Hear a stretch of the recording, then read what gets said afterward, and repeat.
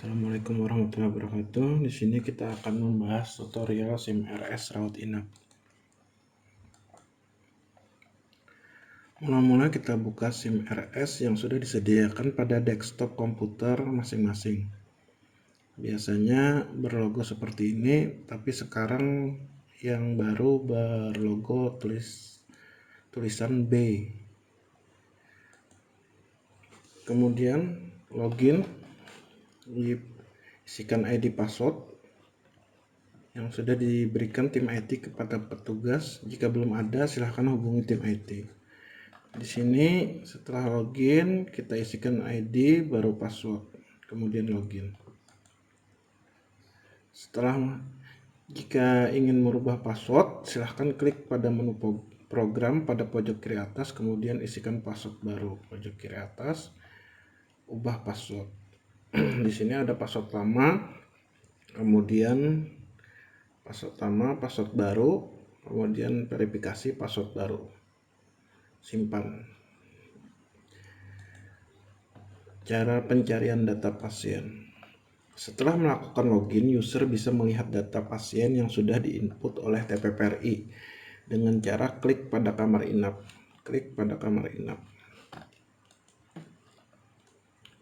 Sebelum melakukan tindakan, perawat atau dokter bisa mencari pasien yang berada di kamar inapnya masing-masing dengan cara klik pada tanda paperclip kamar pada kiri bawah.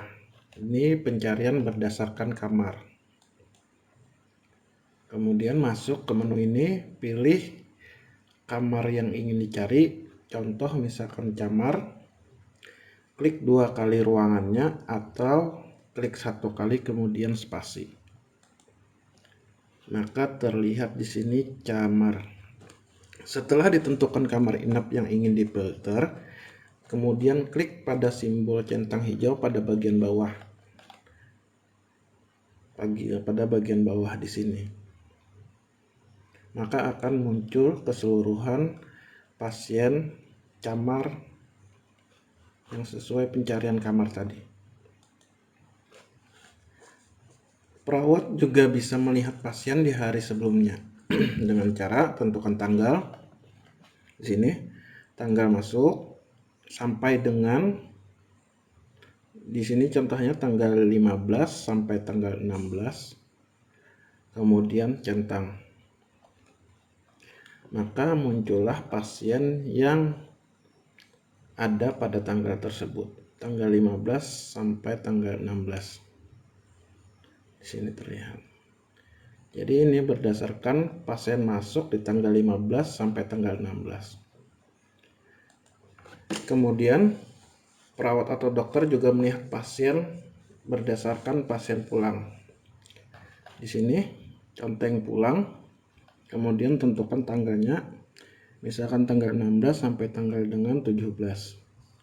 Kemudian centang hijau untuk memfilter data. Di sini terlihat tanggal keluar, jam keluar. Di sini tidak ada tanggal 17 karena memang tidak ada di tanggal 17 itu pasiennya pulang. Jadi tidak terdata. Kalau misalkan ada, dia akan terlihat di sini. Kemudian cara memindahkan kamar inap. Sebelum melakukan penginputan data tindakan, perawat atau dokter harus memastikan pasien berada di bed yang sesuai. Jika bed tidak sesuai, perawat bisa memindahkan bed pasien dengan cara memilih pasien yang ingin dipindah, kemudian klik tombol pindah.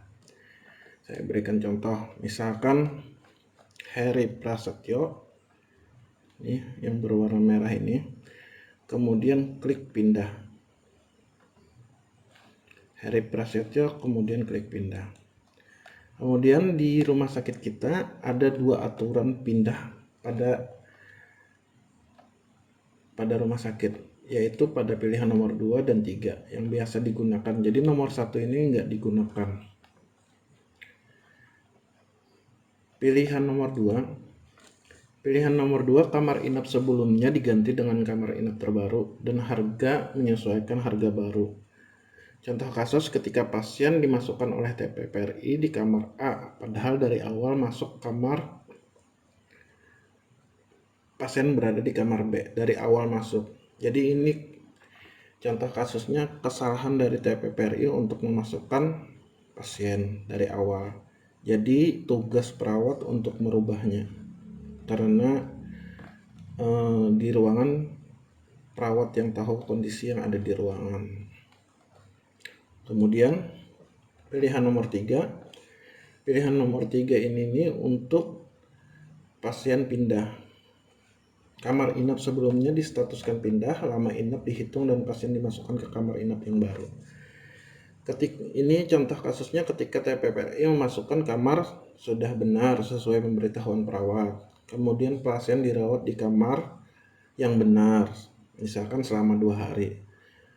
Kemudian pasien ingin pindah ke kamar yang lain atau pindah ke ruangan lain, maka pilihannya nomor 3. Pindah kamar atau pindah ruangan akan kita pilih nomor 3. Kemudian di sini sesuaikan perpindahan dengan keadaan yang ada di ruangan. Pilih kamar dengan cara klik simbol paperclip kamar di sini. Di sini sudah ditentukan. Tentukan misalkan pasiennya salah di kamar inapkan nomor 2. Kalau misalkan pindah kamar atau pindah ruangan di nomor 3. Kemudian baru tentukan kamar inapnya di nomor 2 sini. Klik tanda paperclip di sini. Setelah mengklik tanda paperclip, kita disuguhkan di sini kamarnya, ruangannya berapa, kelas berapa. Di sini pilih dulu cari ruangan pada keyword, kemudian klik tombol centang kamar misalkan. Keluar kamar keseluruhan, pilih kamarnya. Kemudian tekan spasi. Jika kamar terisi, ini contoh misalkan di sini kan kosong.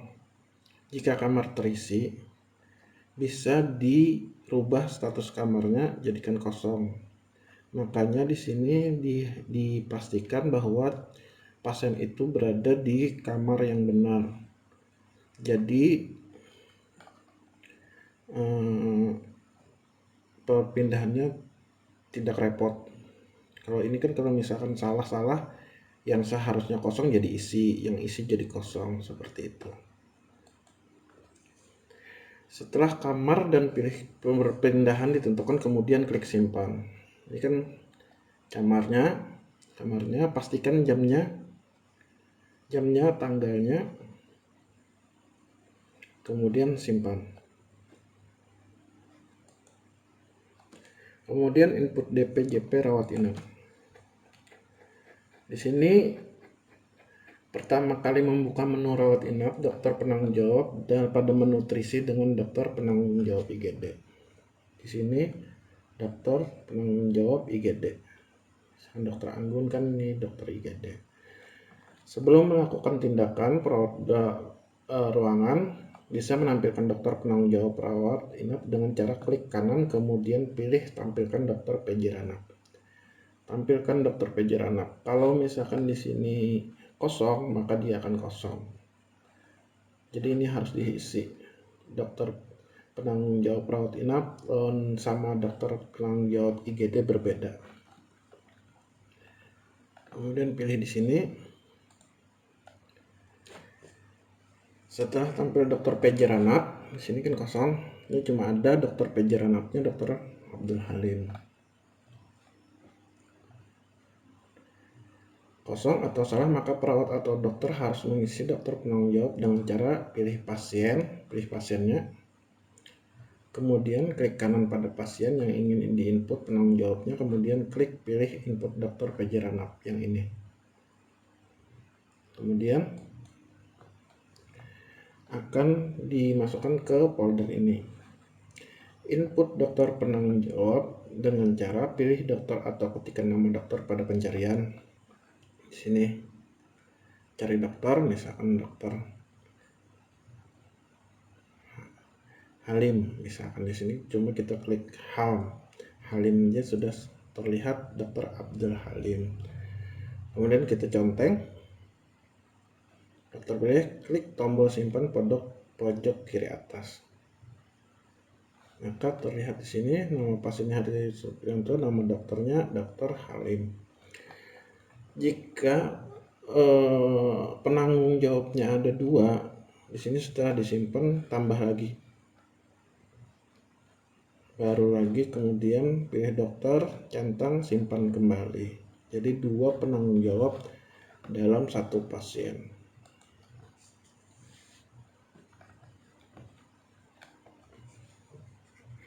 Jika terjadi kesalahan dalam penginputan dokter penanggung jawab, user bisa menghapus data dengan cara centang pada dokter, tekan tombol hapus pada bagian bawah. Jadi centang dulu, kemudian hapus. Oke. Pada tampilan dokter PJ, biasanya setelah diinput data tidak otomatis langsung muncul. Jika ingin melihat DPJP Ranap yang baru diinputkan dengan cara klik kanan kemudian tampil dokter PJ. Jadi setelah diinput dia masih kosong di sini. Kemudian kita harus tampilkan, kemudian akan tampil di sini. Klik tampilkan dokter PJ Ranap, kemudian tampil di sini. Setelah itu input tindakan rawat inap. Cara melakukan penginputan tindakan, kita klik pasiennya, pilih pasien, klik kanan, kemudian pilih tindakan pemeriksaan, kemudian pilih data tagihan tindakan rawat inap di sini. Setelah klik pasien, klik kanan, kemudian tindakan pemeriksaan, data tagihan tindakan rawat inap. Setelah itu, pada menu tindakan rawat inap, pilih penanganan dokter dan petugas. Isikan dokter pemeriksaan dengan cara klik pada simbol paperclip dokter. Dokter dulu diisi, paperclip di sini. Kemudian cari dokternya di sini. Kemudian tanda centang. Maka akan terlihat klik 2 kali atau klik dokternya kemudian tekan spasi. Maka akan di sini terlihat Dr. Abdul Halim yang kita pilih tadi. Setelah itu petugas. Setelah dokter pemeriksaan terisi, petugas klik pada simbol paperclip sama kayak tadi. Kemudian pencarian perawatnya. Kemudian klik spasi, klik perawatnya, kemudian spasi atau klik 2 kali pada kiri mouse. Setelah itu tindakan ambil bagian sebelah kiri. Di sini yang benar jangan ambil sebelah kanan karena kita memakai yang di sebelah kiri. Setelah kita klik paperclip, maka akan muncul tindakan-tindakan dan harga di sini terlihat. Sebelum melakukan tindakan, harus mencari tindakan ruangan masing-masing dengan cara klik pada simbol paperclip kategori di sini. Kemudian tindakan apa? Tindakan camar, tindakan murah. Di sini saya contohkan tindakan camar. Setelah kita pilih dicari di keyword, klik tindakan camarnya, klik 2 kali atau tekan klik kemudian tekan spasi. Maka akan muncul di sini kategorinya. Setelah muncul kategorinya, klik pada logo hijau centang di sini, maka keseluruhan tindakan di sini adalah tindakan camar. Tinggal pilih aja tindakan apa aja yang perlu dilakukan. Jika ada permasalahan bingung tentang tindakan, bisa menghubungi keperawatan atau Mas Imul jika bingung untuk pengisiannya, karena beliau lebih berwenang untuk penginputan tindakan.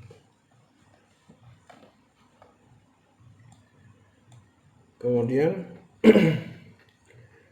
untuk memberikan tindakan, centang pada kotak kemudian tekan tombol simpan.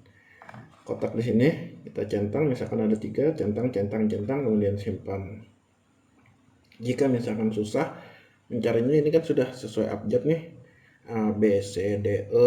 Kalau misalkan susah, kita juga bisa mencarinya di sini di keyword. Setelah disimpan akan tampil menu penanganan dokter dan petugas. Jika tindakan tidak muncul, silahkan tekan tombol centang hijau. Jika di sini masih kosong, kalau ini kan sudah terisi nih. Tindakannya angkat jahitan, angkat torak, amputasi sederhana. Jika tidak muncul, bisa tombol centang di sini. Kemudian, jika terjadi kesalahan dalam penginputan tindakan, bisa menghapus data tindakan dengan cara centang tindakan yang ingin dihapus, kemudian klik hapus. Jika ingin menambah, lakukan penginputan data seperti sebelumnya. Misalkan ini pasiennya salah, centang-centang, kemudian hapus. Misalkan angkat jahitan salah, angkat traktor salah, dicentang kemudian hapus. Jika ingin menambah, lakukan seperti tadi, klik pada paperclip, kemudian cari tindakan. Kemudian input permintaan lab.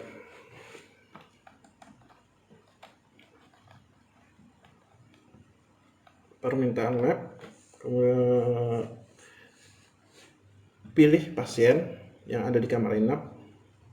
Jika ingin kembali itu klik kamar inap, di sini kamar inap, kemudian klik kanan, pilih permintaan, kemudian pilih periksa lab. Pada periksa lab, isikan diagnosa klinis, cari pemeriksaan, kemudian tekan tombol centang. Di sini pilih dan centang pemeriksaan yang ingin dipilih. Jadi misalkan di sini pilih pemeriksaan, kemudian cairan otak aja yang dipakai, kelas PIP, kemudian cairan pil cure, centang-centang, kemudian tulis catatan, isi catatan yang diperlukan, misalkan sito, tulis saja di sini sito. Kemudian kalau sudah terisi, simpan di sini, simpan. Input permintaan radiologi. Input permintaan radiologi hampir sama seperti input permintaan lab. Klik kanan pada pasien, klik pasiennya dulu, klik kanan, kemudian permintaan. Setelah permintaan, periksa radiologi, pilih periksa radiologi, kemudian masuk ke menu seperti ini. Cari menu pemeriksaan pada keyword, kemudian tekan tombol centang. Di sini CT scan apa, di sini diisi, kemudian centang, maka akan muncul di sini. Ini keseluruhan. Jika sudah terlihat di keseluruhan sini, tinggal centang saja di sini. Yang dua ini. Kemudian isikan diagnosa klinis, isikan catatan yang diperlukan. Setelah semua terisi, klik simpan di sini. 1, 2, 3, 4 dan simpan. Input rujukan keluar. Jika pasien dirujuk keluar, pilih pasien yang ingin dirujuk, misalkan Muhammad Jelani, kemudian klik kanan, masuk ke rujukan. Kemudian setelah masuk rujukan, masuk lagi ke rujukan keluar. Setelah masuk ke rujukan keluar, akan tampil menu seperti ini, data rujukan keluar, isikan rumah sakit yang dituju, kemudian diagnosa, dokter, keterangan, kategori rujuk, kemudian ambulan. Di sini ada beberapa, jika masih bingung pengisiannya bisa ditanyakan kepada tim IT. Ganti jenis bayar. Ganti jenis bayar ini biasanya kan pada pasien tuh mulai dari BPJS, ternyata mati BPJS-nya berubah jadi swasta. Demikian pula sebaliknya, ada yang swasta berubah jadi BPJS. Kemudian caranya pilih pasien, klik kanan, kemudian ganti jenis bayar. Sini. Setelah ganti jenis bayar, maka akan tampil seperti ini. Klik paperclip yang ada di sini, jenis bayar ganti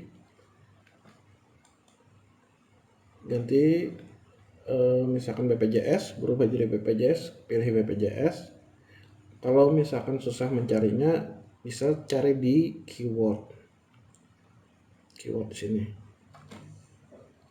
Centang yang warna biru untuk memfilter atau mencari di sini keyword, kemudian centang, baru